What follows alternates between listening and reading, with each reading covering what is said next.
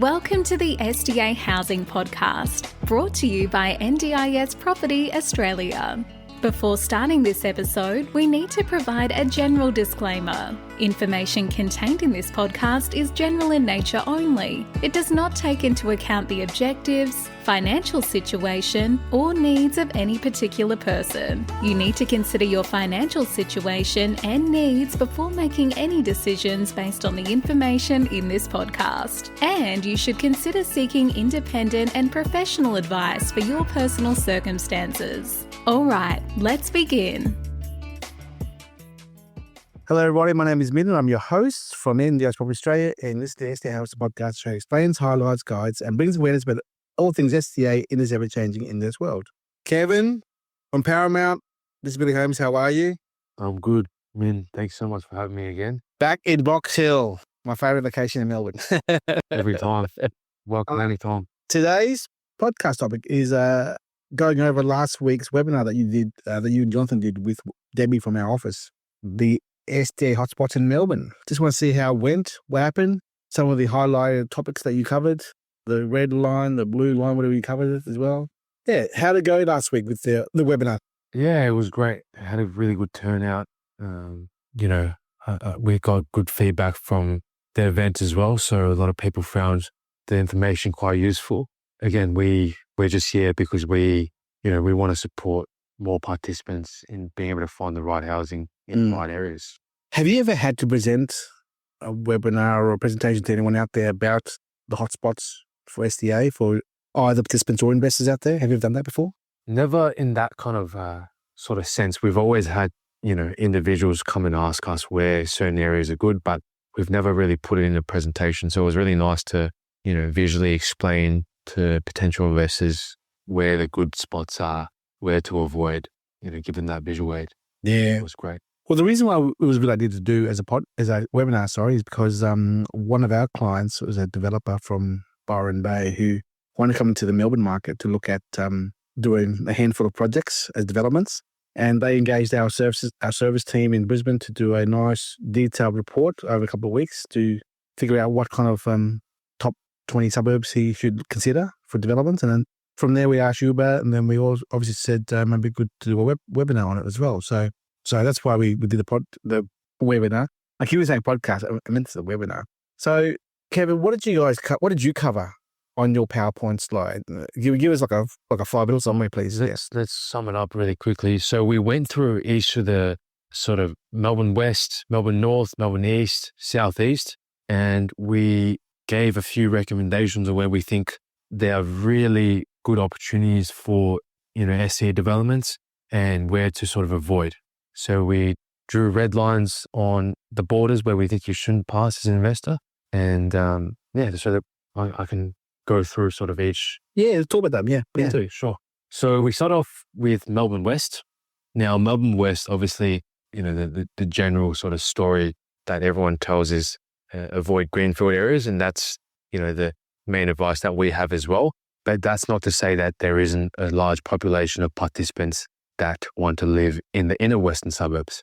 Now, the data suggests on the SDA demand data that from the NDI suggests that there's still a lot of participants in the west that are looking for housing. So we would say the cutoff sort of line would be, Caroline Springs. I remember that line touching it. Point Cook as well. So a lot of participants do like living on that coast as well in the west. I wouldn't go past Point Cook. So Altona Meadows, Altona's great. Williamstown's great. Sunshine, St. Albans, Footscray, all really good areas. I wouldn't go near Truganina, anywhere past, Truganina. Truganina is probably the cutoff as well. Kevin, when I talk to builders and developers, they often talk about, that location should be villas, that location should pretty much be apartments, they want to be more houses. Do you guys as an SA provider talk in that language to builders and developers yourself, as in like Essendon? That'll be apartment market, far out in greenfield areas, definitely houses. Boronia, definitely see that villas. I mean, do you talk about that in your daily speak with your team, also with supervisors and participants as well? Yeah, more or less. I think we have a general sort of feel on what is in that area. For example, if we already know there's an apartment complex in sort of, let's say, Footscray, then we would probably want to avoid having another apartment complex in development. So we have to be aware of what's being developed in that area as well. And I'm sure your team at NDIS Property Australia, in your reports, you'll have a look at what's sort of in the pipeline, what's existing and being developed in that area. But yeah, every location, depending on the SIL providers, depending on participant demands, we would suggest apartments for some areas, houses for other areas, villas for other areas as well. Are you seeing a lot of villas come to the market as stock? Oh, 100%. Yeah. Ratio-wise, I mean, I personally haven't seen many villas myself. Yeah, because I'm across Australia. But you guys in the Melbourne market, like, what's the ratio between houses versus apartments versus villas? Do you think, is it 1/3, 1/3, 1/3? Is it? What are your rough numbers you're thinking of the ratio? If we're talking about sort of middle ring, so like if we're talking metropolitan area, I think the majority of the market is definitely still apartments. If we're talking about roofs, but less housing. I think investors are a little bit smarter now when it comes to development. A lot of investors in the past 6 months have started on doing villas. So villas are the easiest to procure because, you can have a lot of the villas that we see have their own separate OOAs, and it allows for 3 different SIL providers to be on one site. So they are easier to fill than houses because they have that individualized living space just like apartments do. So speaking of villas, Kevin, what areas around Melbourne would you like to see more villas being built? Top 3 areas. Top 3 areas. So I'll go back again, and I think the best sort of area to develop is on that Lilydale train line or anywhere sort of in that Melbourne outer east area. So Croydon, Bayswater, Boronia, we think that's a great area and a great opportunity because it not only captures that northeast region, but it also captures that southeast region. You meet sort of in between, and there is a high group home density in that sort of Knox Council as well. So sure. That's where we would go if we had build villas. Yeah. Okay, that's villas. What about small apartment complexes? Where's your favorite area to have those being built? Apartment complexes. Well, I think if you're building apartments, you can probably move a little bit more in that inner to middle ring of Melbourne. I'm thinking there is not much apartment action in areas like Burwood and Glen Waverley, Monash. We're not seeing too much as well in the northeast, so Doncaster, Warrandyte, Templestowe, that area, there isn't too much apartment. Speaking of Glen Waverley, I remember about a month ago, you and I talking, and I said, look, Glen Waverley, Chadstone, Clayton, they seem to be like beside each other, one little area. Yes. And I said to you, can each of these suburbs handle one project per location, or is there too much in Clayton or not? What are your thoughts on demand and participants in those 3-4 suburbs next to each other there? I think it can be done. I had a look at the vacancy data in the city of Monash, and there's only 1 room in that for apartments that's vacant. So extremely low vacancy rates in that area. I personally think that they're their own sort of hub. So Glen Waverley and Monash, there is still Glen Waverley and Clayton, there's still a bit of a distance between those 2 suburbs. They all have their own sort of health hospitals and nearby hospitals. So it'd be sort of a different pool of participants as well. There's certainly enough demand in that area to support for, 15 apartments in each sort of suburb. Sure. So going back to the webinar presentation you did, what other things did you cover in that? Location-wise? Location-wise, I'll talk about the north as well. So just to have a quick recap, I would probably avoid going past Epping in the north. I'd probably also avoid going past South Morang. So some really good areas that we've seen and we have currently managing SDA properties are Broadmeadows, Thomastown, Glenroy, Greensborough. Look, our go-to in that area would be housing. We've seen a lot of participants that are wanting housing in that area, a lot of old government stock housing also in sort of the Reservoir, Brunswick area, and they're willing, it seems like they're willing to move up a little bit further up north, but yeah, just not past Epping and South Morang. Part of our notes that we did for our other research for our client, we did these top 20 suburbs, and I won't read the whole list out, but the summary of it all is a lot of inner east, northeast, outer east, southeast. Is definitely the east, part of Melbourne. Do you see and feel the same way? Oh, 100%. The one challenge with the East is it's definitely the most expensive area, or it's generally more expensive than the price. And the other issue is that it's usually quite hilly, and it's pretty hard to find good sites in the East. So anywhere sort of past Box Hill, it starts to get a little bit hilly. Yeah. What other areas, on that presentation you did, there were the no-go, your preferred no-go zones. Yeah. What other areas to be aware of? Yeah, like Dandenong, yes or no? Dandenong's okay. Yeah. I wouldn't go past too much further past Dandenong, so I would avoid areas past Cranbourne.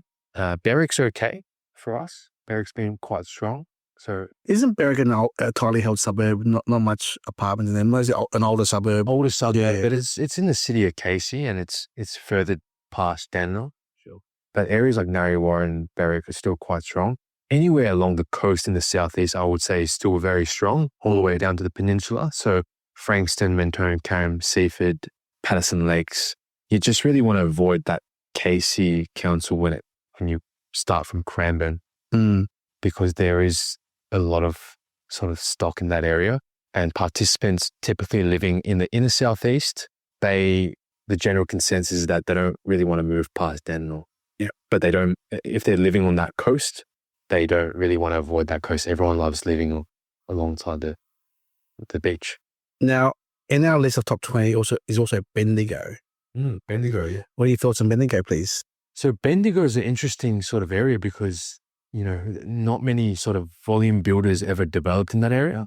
So it possesses as a really good country town. It's quite a big country town suburb that has a lot of potential and a lot of demand for high physical support and robust houses.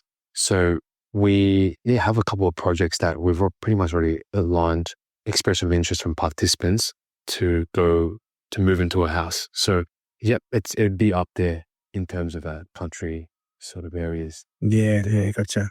On a side note, Kevin, this morning while I was in Melbourne here, you sent me off to a meeting with a developer in South Melbourne, inner city, who had 6 luxury completed SDA properties. And before I went to the meeting, I asked one of the girls in the office to do some calculations on income matrix mix of HPS versus FA versus IL for 2-bedroom, one tenant funding, and then 1-bedroom, 1-tenant funding, and then 1 to 3 house funding and 1 to 2 house funding. And I was quite pleasantly surprised to see that the 1 to 2 house funded HPS was $139,000 a year per person, which was higher than the 1 to 1 2-bedroom, 1-resident HPS apartment funding. $122,000 versus $139,000. Wow, the location factor of 1.37 has a massive impact on this income.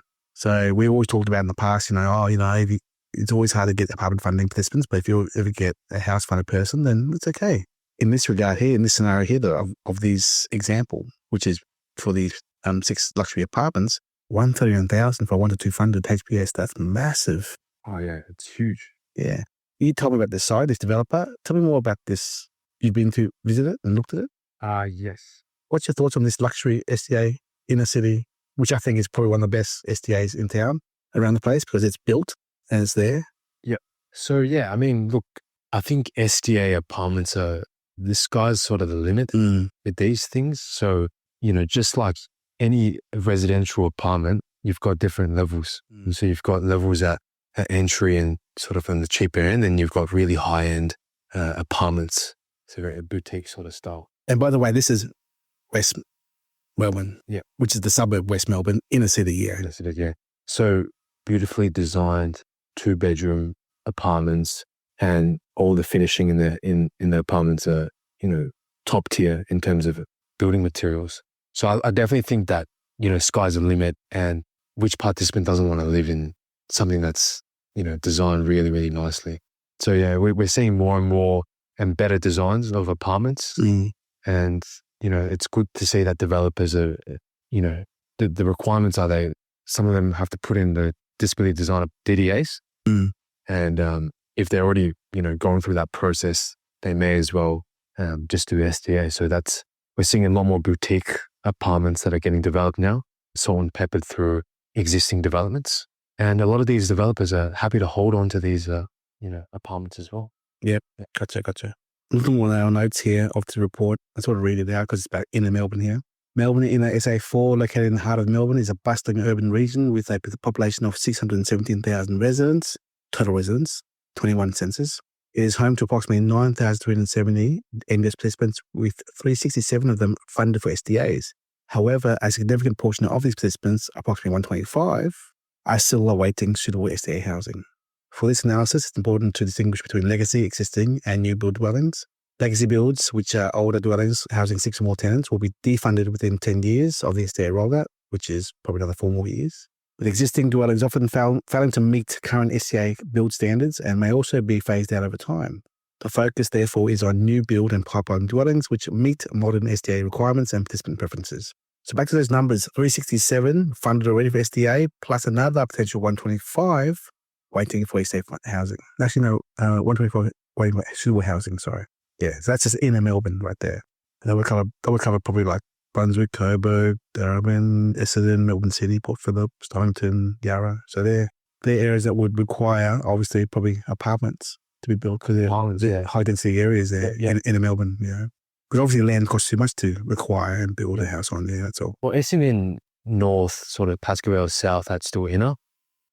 Those areas could be potential housing development areas, but besides those, it would be probably too expensive to develop housing. Sure.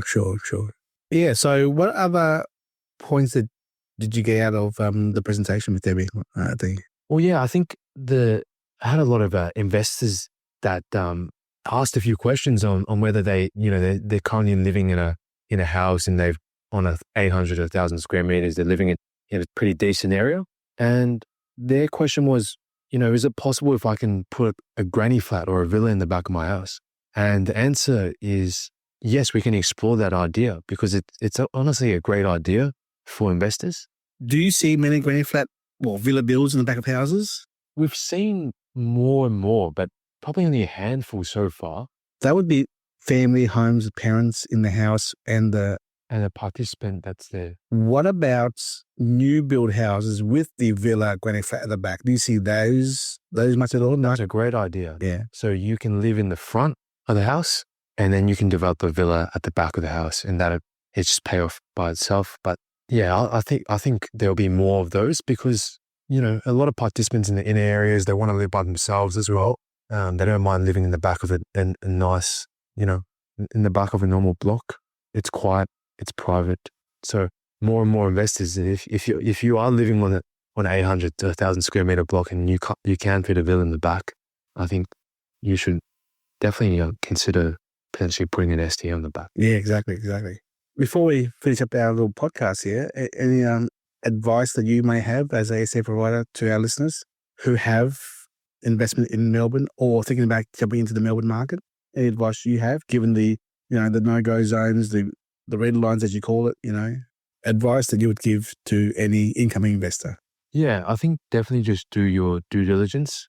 It's a big investment that you're going to do. So it doesn't, if you spend a couple of grand and doing your research properly, seeing and getting investment advice from, whether it's your company, whether it's another company, but really understanding what the current demand in that area is, B, what's being developed in that area, looking at the pipeline, and just doing the feasibility correct is super important.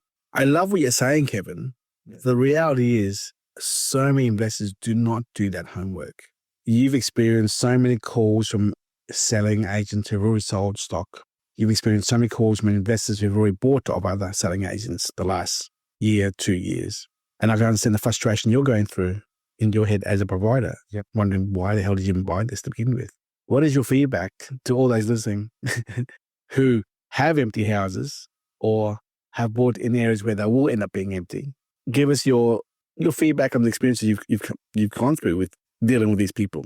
Yeah, it's definitely been really tricky. I mean, we've had to spend a lot of time explaining to, these investors who put a lot of money into these products and help them understand how everything sort of works in the space and come up with a solution. But Kevin, if they bought in a in a spot which is past the red line, as you call it, what can you do? I mean, it's oversupplied. There's minimal participants there.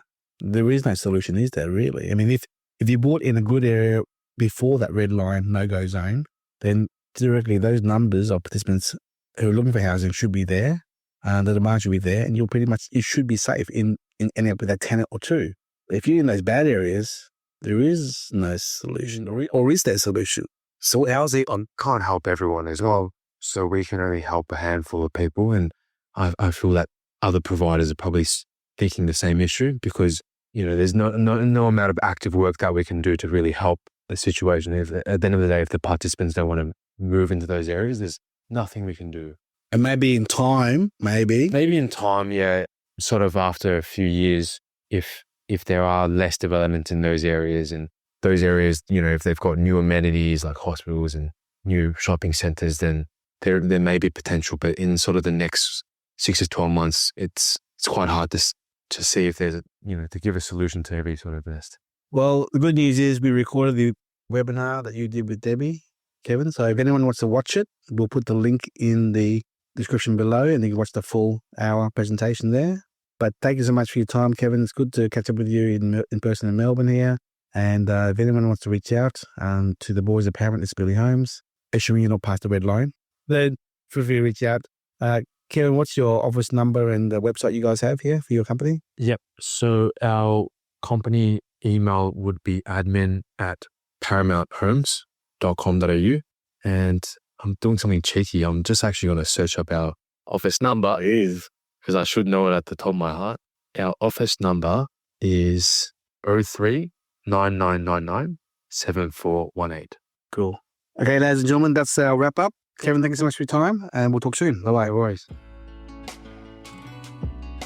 We hope you enjoyed this episode. Please make sure you are subscribed and following us so you can keep in the loop with all of our upcoming episodes. We would really appreciate it if you could leave us a 5-star rating, a written review, and to share this podcast with those that could benefit. Until next time, catch you on the next episode.